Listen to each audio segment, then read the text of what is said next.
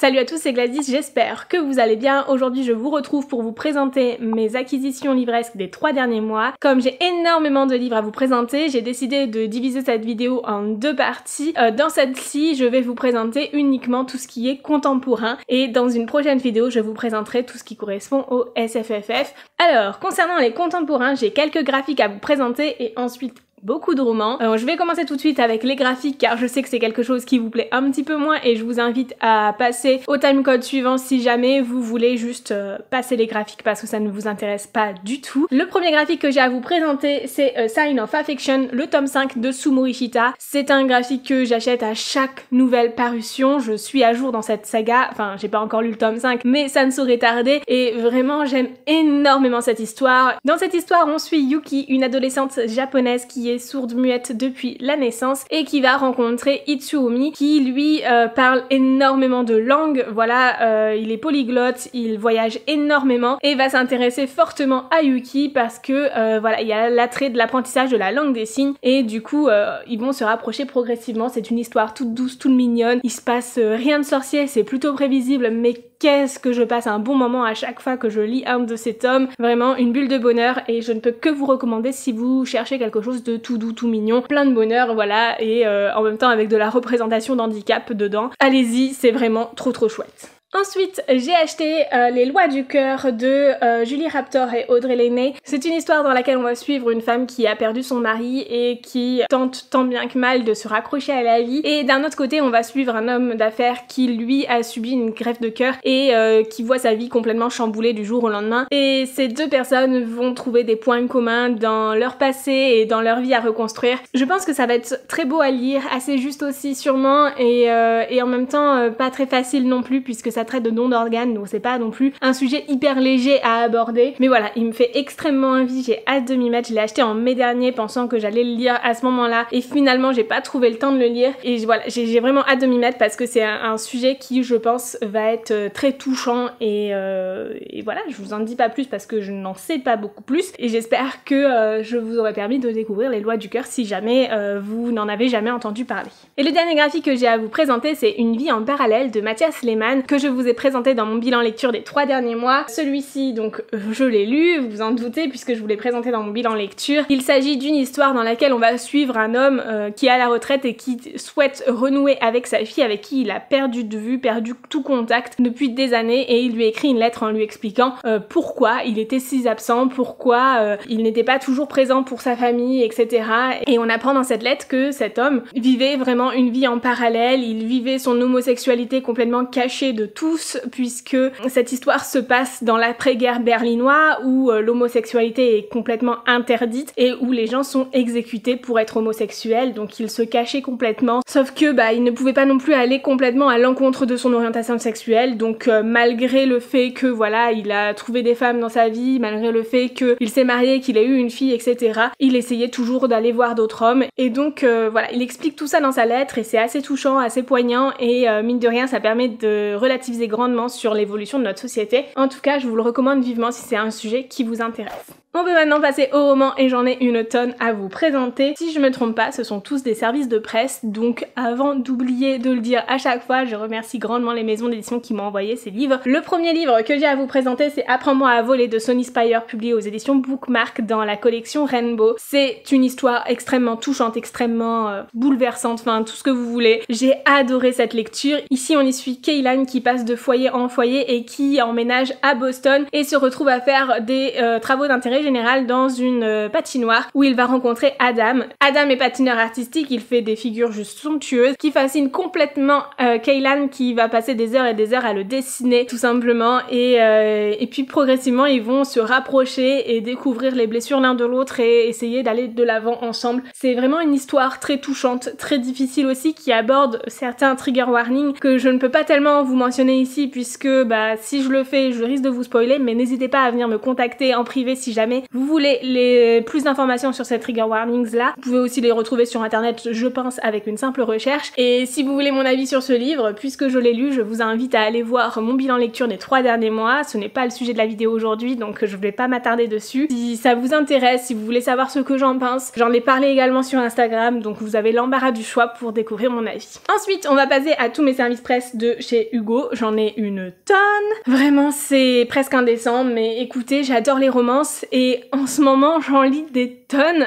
Enfin, c'est typiquement le genre de livre vers lequel je me tourne tout de suite. Ici, je vous présente Fan Squad de C.S. Quill, donc c'est le nouveau roman de l'autrice. C'est une histoire dans laquelle on va suivre Elvis, une jeune femme diabétique complètement fan d'un groupe de rock, les Unfold. Sauf que Elvis est également community manager et le jour où Hoxton Bridge, le chanteur des Unfold, décide de changer sa carrière de chanteur par une carrière d'acteur, ils font affaire à une agence de community manager, l'agence dans laquelle Elvis travaille. Elle n'aura pas son mot à dire là-dessus et elle va tout faire pour refuser, mais sera quand même obligée d'accepter ce rôle et devenir la community manager du groupe des Unfold et en particulier de Hoxton Bridge qui ne fait rien pour l'aider, bien au contraire, et elle va devoir en plus de ça cacher qu'elle est fan de ce groupe qu'elle suit vraiment depuis leur tout début, ce qui va être très compliqué et va mener à certaines situations assez cocasses. C'est une histoire que j'ai adorée, un enemies to lovers slow burn qui prend vraiment son temps pour se développer. Je vous en dis pas plus ici, encore une fois, j'en ai parlé dans mon bilan lecture des 3 derniers mois et également sur Instagram, donc je vous invite à découvrir mes avis là-bas. Ensuite, j'ai reçu Le collectionneur de vœux de Mia Sheridan. C'est un roman de Mia Sheridan qui est sorti en format poche cette année et qui était déjà sorti en grand format auparavant. Ici, c'est une histoire dans laquelle on va suivre Clara qui intègre une compagnie de danse à la Nouvelle-Orléans et la Nouvelle-Orléans étant très connue pour toutes ces histoires de fantômes, ces mystères, etc. Clara va s'y intéresser grandement. Je n'en sais pas vraiment beaucoup plus, je n'ai pas encore eu le temps de lire ce livre et en même temps j'ai vraiment hâte de m'y mettre parce que je sens que ça va être génial et j'adore toute cette ambiance Nouvelle-Orléans, etc.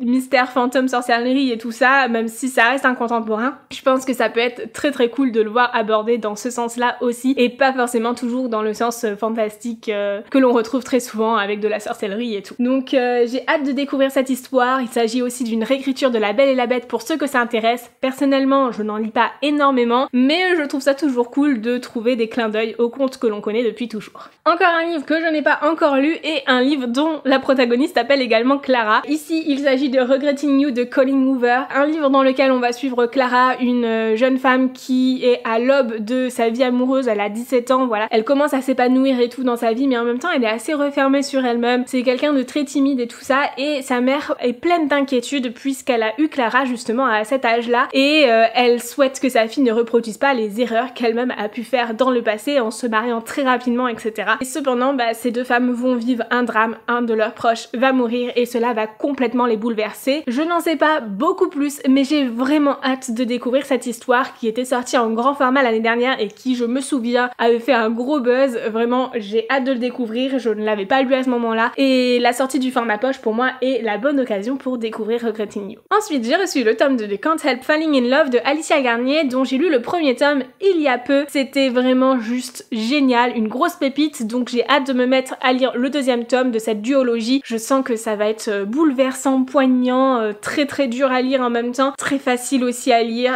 C'est un livre, en tout cas pour le premier tome, qui se dévorait complètement et je m'attends à retrouver ça dans le deuxième tome également. Dans le premier tome de Can't Help Falling in Love, on suit Logan qui est un acteur renommé à Hollywood qui vit une vie pleine de débauches et complètement addict aux drogues et son agent le force à retourner chez sa mère à la campagne de manière à se soigner tout simplement, à se sevrer des drogues, etc. et à se soigner mentalement, à essayer de comprendre qu'est-ce qui ne va pas et pourquoi il a besoin de ça pour aller mieux. Et là-bas il va rencontrer Riley, sa voisine, qui n'est que l'ombre d'elle-même. Elle a subi des choses très difficiles dans sa vie et essaye de se reconstruire tant bien que mal, mais cela prend beaucoup de temps. Logan et Riley vont trouver du réconfort l'un dans l'autre, ils vont se comprendre leurs propres blessures même si elles sont différentes et essayer de s'épauler pour aller de l'avant. C'est une histoire d'amour magnifique, ce sont des personnages hyper profonds, très travaillés, etc. et j'ai hâte de les retrouver dans le tome 2 que je vous invite vivement à lire avant même de l'avoir lu parce que je sens que ça va être vraiment super chouette. Ensuite, je vous les présente tous les deux d'un coup. J'ai reçu les tomes 2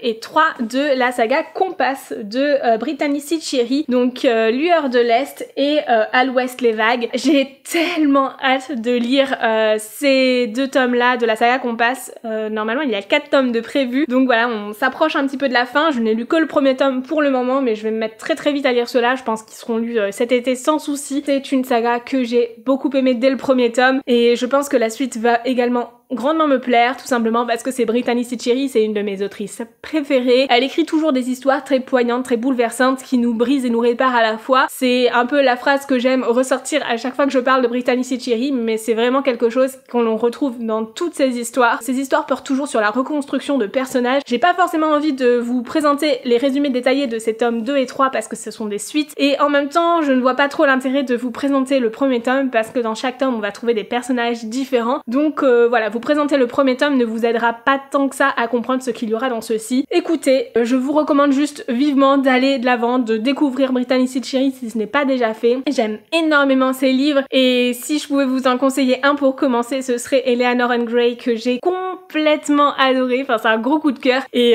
si vous ne connaissez pas l'autrice, mais allez-y les yeux fermés, c'est vraiment toujours magnifique, poignant, plein de justesse aussi. Et ce ne sont pas forcément des romans très explicites, ce qui peut repousser certaines personnes à lire de la new romance. Donc voilà, si jamais c'est quelque chose qui vous rebute un petit peu, sachez que dans les romans de Brittany C. Cherryh, en général, il y a relativement peu de scènes explicites. Et tout au contraire, dans les romans de Elle Kennedy, il y en a plein. J'ai reçu The Legacy, qui est le spin-off de Off Campus que j'ai lu récemment. Voilà, j'ai fini la saga Off Campus et j'ai hâte de découvrir le spin-off dans lequel on va découvrir un petit peu le devenir des 4 couples, des 4 tomes de Off Campus. Et voilà, j'ai trop hâte de m'y mettre, j'ai trop hâte de découvrir ce qu'il en advient, puisque voilà, en plus je suis en plein dedans, j'ai toujours les histoires bien fraîchement dans la tête. Donc celui-ci, je pense que je vais le dévorer très prochainement parce que j'ai trop besoin de savoir ce qu'il en devient, et en même temps, j'ai tellement peur de me dire que ce sera fini. Bon, il y a toujours Briard qui est en une saga spin-off encore de Off Campus et tout ça, où je pense qu'on retrouve les personnages mais très vaguement, puisque je crois que ça se passe plusieurs années après. Mais voilà, je pense que ça va me faire vraiment bizarre de quitter ces personnages avec qui j'ai passé autant d'heures. J'ai hâte de découvrir le fin mot de leur histoire, de voir où ils en sont maintenant, plusieurs années après et tout ça. En même temps,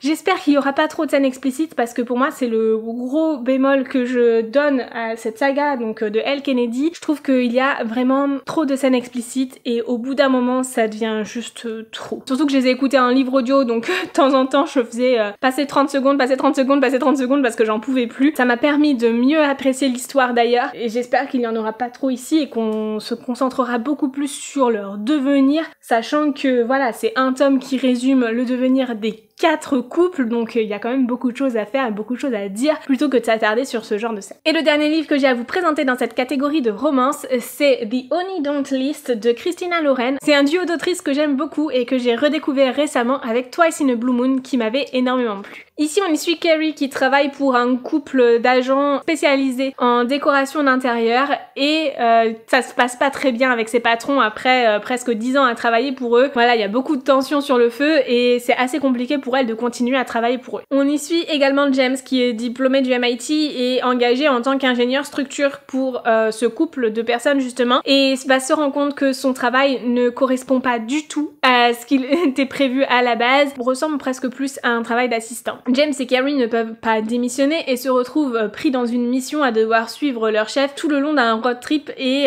ils vont faire en sorte que la situation ne dérape pas. Du coup pour ça ils vont s'épauler et progressivement construire une relation entre eux. J'ai hâte de découvrir cette histoire qui je pense va être super chouette. C'est un roman assez court, 300 pages, donc je pense que ça se lira assez rapidement. Je pense que ça va être plutôt cool et je vais passer un très bon moment avec, donc voilà, j'ai vraiment hâte de le découvrir. Et voilà pour tous les contemporains que j'ai reçus ces 3 derniers mois. J'en ai déjà lu certains d'entre eux mais pas beaucoup comme vous le voyez. J'ai pris beaucoup de retard dans la lecture de mes réceptions, mais j'espère m'y atteler très rapidement pour rattraper justement ce petit retard que j'ai pris et être à jour d'ici la fin de l'été. C'est donc tout pour cette vidéo sur mes réceptions de livres contemporains, et je vous invite vivement à aller regarder la deuxième partie qui concernera les réceptions des livres SFFF, qui je pense va grandement vous intéresser, puisqu'en général c'est la partie des vidéos que vous regardez le plus dans tout ce qui est book haul et avis lecture. Sur ce, je vous fais de très gros bisous, je vous remercie d'avoir regardé cette vidéo et je vous dis à la prochaine dans une nouvelle vidéo. Ciao!